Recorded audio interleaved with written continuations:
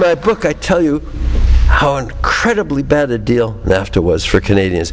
It is totally beyond my comprehension how any Canadians who love their country and who are concerned about the future of their country could have signed a deal as rotten as the NAFTA deal in relation to our natural resources, in relation to our water, in relation to our vulnerability to be sued by American corporations.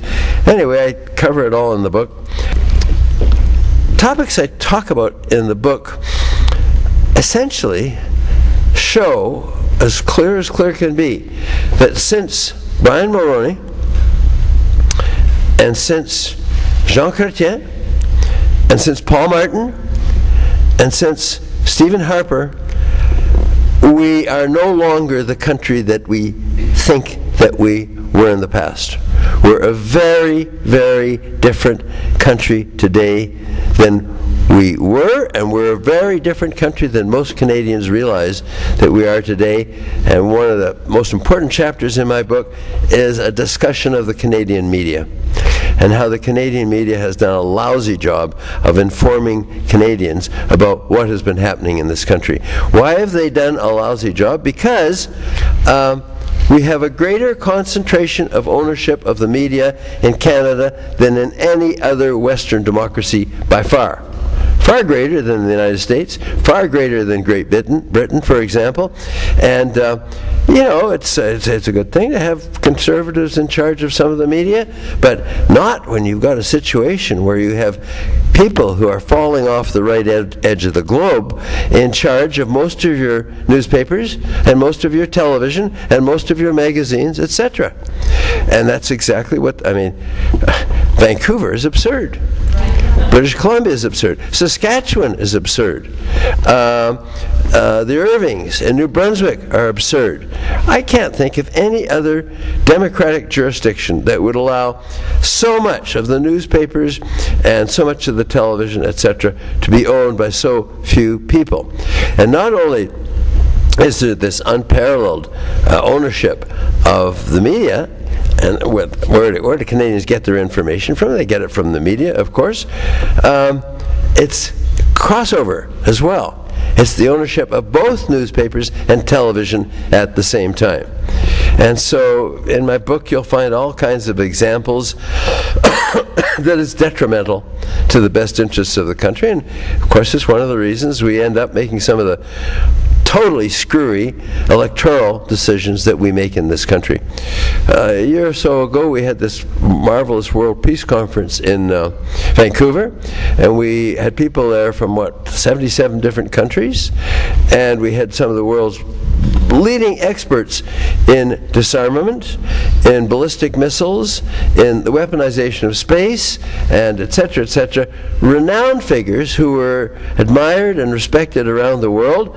We had huge crowds at this conference, and the Vancouver Sun, the Vancouver Province, the Globe and Mail, the National Post, etc., treated the conference as if it had never existed, ever. You know, a scandalous example of biased, extreme right-wing journalism that, again, does not reflect what the interests of the people are. In 2007, Canada had the 9th largest gross domestic product of any country in the world. Number 9, okay? How do you think we do? I see you're concerned with health care. If you read nothing else, please read the appendix of my book on health care. If you can't buy it, go to the library or get your friends to photocopy it and read how incredibly lousy the American healthcare system is. And read how there are almost 50 million people in the United States with no health care whatsoever. Millions of children with no health care whatsoever, and that number is increasing rapidly, literally every day. And operations that bankrupt people. The largest source of family bankruptcy in the United States has been, for many years, it has been their inability to pay for their health care expenses. Do we want a system like that in Canada? I don't think we do. Our system's not perfect, but it's not as rotten as the American system is. Where do you think we stand in the number of doctors that we have in Canada now per 100,000 people compared to other countries in the world? Are we the 4th highest number, or the 6th highest, or the 12th highest? Okay, we're 54th. There are 53 countries in the world that have more doctors per 100,000 population than we do in Canada. How did that happen? Well, again, my book explains it all, but part of it has to be explained by some leadership on this issue by people in British Columbia who made a decision, and they helped convince others across the country that we've got to start limiting the number of people who graduate from our medical schools in Canada. If you can imagine anything so incredibly stupid as that. There are 21 developed countries in this world that have lower rates of child poverty than we have in Canada. Now, many of you have got gray hair like I have, and you can go back and remember 19 years ago that we passed an all-party resolution in the House of Commons, a unanimous resolution, that we were going to abolish child poverty in this country. We passed an all-party unanimous resolution in the House of Commons promising that we are going to abolish child poverty in this country by the year 2000. 19 years ago. It's 2008 now, to the best of my recollection. We have exactly the same rate of child poverty today that we had back there 19 years ago. What does that tell you about our politicians? What does that tell you about the Liberals and the Conservatives who've been in power during all of those years, and about where their priorities are? How is it in this country that we all admire and love and respect that we're 22nd in the world in terms of child poverty? Now look, if we've got so much poverty in this country, wouldn't you think that we would have pretty good spending on social programs? Got that kind of poverty, you've got to spend some money on social programs. Ladies and gentlemen, we're 25th now out of 30 countries in terms of social spending. Again, I have to ask you, what do you think that tells you about the people we've been sending to Ottawa? 25th out of 30 countries, when we're the 9th highest country in the world in terms of our gross domestic product. Why, by the way, would we have so much poverty in this country? Here's a hint. 21% of all of the jobs in this country are low-pay jobs. That compares with, in the European Union, between 8 and 12% are low-pay jobs. But Mr. Hurtig, you know, after all, we've got the unemployment insurance, ridiculously called employment insurance now in this country. In 1980, 86% of the unemployed in Canada were getting unemployment insurance. Today, it's under 40%, less than half. And we're 22nd of 30 countries in terms of the reimbursement that people who are unemployed get as a percentage of what their former income was. Our welfare rates in Canada are far below what they were way back in 1980 in real terms. Now, on your list of your website, there was a question of distribution of income. If this doesn't boggle your mind, I don't know what will. Over the last 25 years, say going back to the Mulroney years, including Chrétien, including Paul Martin, including this awful Prime Minister that we have now, over the last 25 years, the average Canadian family increased their income over the 25 years. They increased their income by, are you ready for this? The huge amount, while the gross domestic product of Canada was doubling. The average family in this country increased their income by the grand total of $2.12 a year over 25 years. $2.12 a year. In terms of distribution of income, family income in Canada. Listen carefully to this. The top 5.7% of families in Canada own 97% of all the family wealth in this country. Put it another way, 94% of the rest of us get to own the grand total of 3% of the family wealth in this country.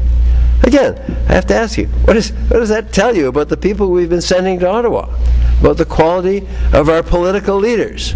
And by the way, did any of you hear anybody, I didn't listen to it that carefully, during the debates, talk about distribution of income and how it's now at the greatest difference in this country than it has been in the last 30 years. And it's getting worse every single year.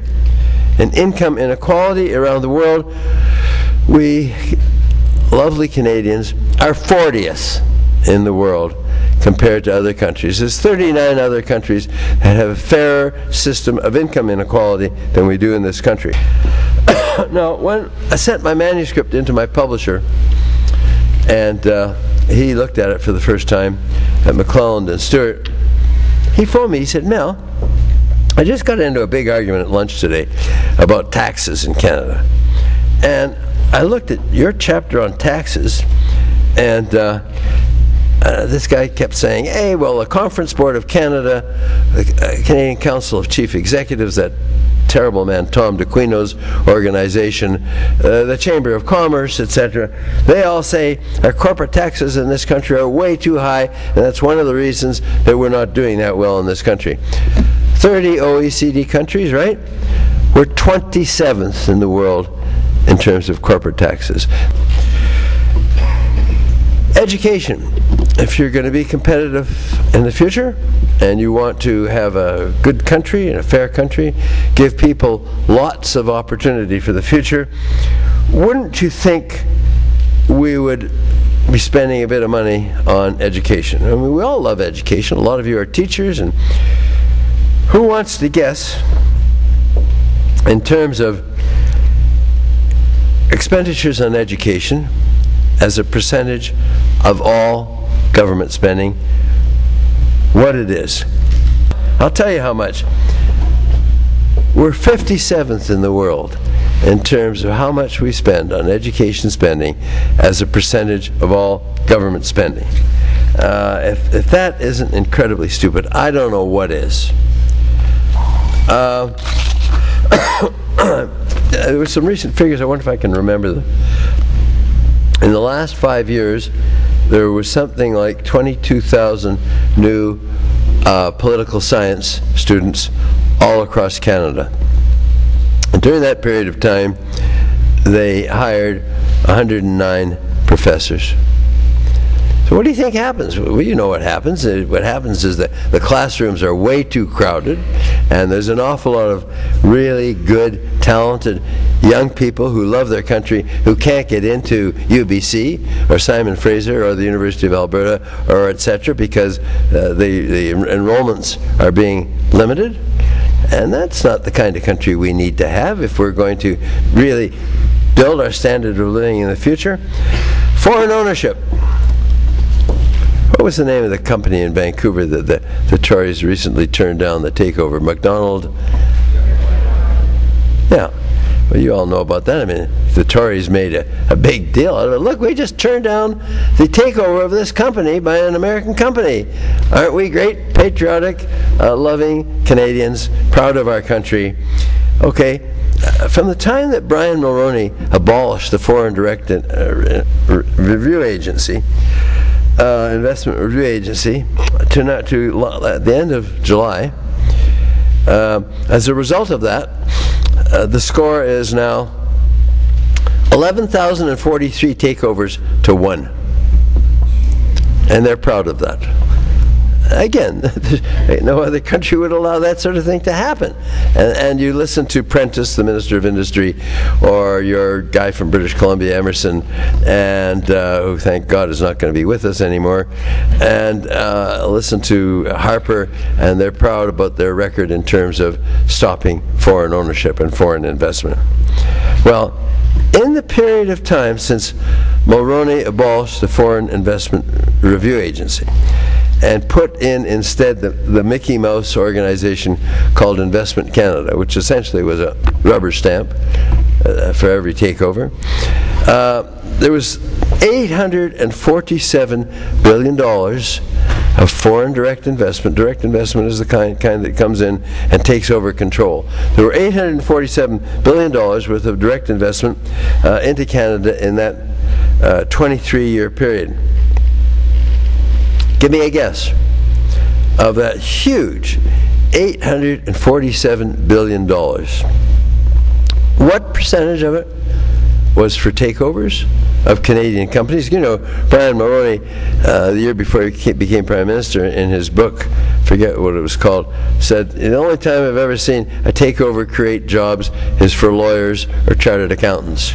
But of that $847 billion, a huge amount of money, what percentage do you think was for takeovers?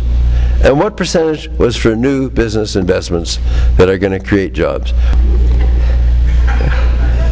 97.6% of that many billions of dollars were for takeovers, and a crummy 2.4% was for new business investment. The Free Trade Agreement, you cannot open a copy of the Globe and Mail or the National Post or hear a speech by Dianne Francis or Alan Gottlieb or any executive from the Canadian Council of Chief Executives or Chamber of Commerce or Conference Board of Canada. You can't hear that go on for 3 days without hearing what a terrific success the Free Trade Agreement has been. And everybody knows that. The Globe and Mail tells us in editorial after editorial that the Free Trade Agreement has been the foundation of prosperity in this country. So what I did is I sat down with the Canadian Economic Observer, which produces a wonderful annual document of statistical tables, and I said, let's compare the 17 years before the Free Trade Agreement and the first 17 years of the Free Trade Agreement and see what we get. So I did that. In all of the following areas, we were better off before the Free Trade Agreement than afterwards. In standard of living of individuals, in standard of living of families, in our gross domestic product increases, in our exports, in our share of the U.S. market, and the book goes on and on and on. In every single area, we were better off before than after. The truth is exactly the opposite of what these guys in big business have been selling us. Exactly the opposite. Much of our government has been led by the lobbying, the initiatives, the funding of big business in this country. Talking about the press, I got my hands on the attendees at a meeting in Banff, Alberta, at the Banff Springs Hotel. Somebody leaked that information to me from Mexico, of all things, and I distributed it to the press. Who was there? The former U.S. Secretary of State, the former head of the U.S. Army, blah, blah, blah, several Canadian cabinet ministers, etc. Peter Lougheed was one of the chairs, George Shultz was one of the chairs, etc. I released that information, ladies and gentlemen, to the press. Astonishing information and an agenda about how these guys wanted to meld Canada into the United States. And the Globe and Mail didn't print a word. The Vancouver Sun didn't print a word. The National Post didn't print a word. The CBC didn't have anything on radio or television. The CTV didn't have anything on radio and television. To them, this wasn't important. Again, it's a commentary, just as what they did to Heather Malik last week is a commentary on what is happening to the media in this country. Thank you very much.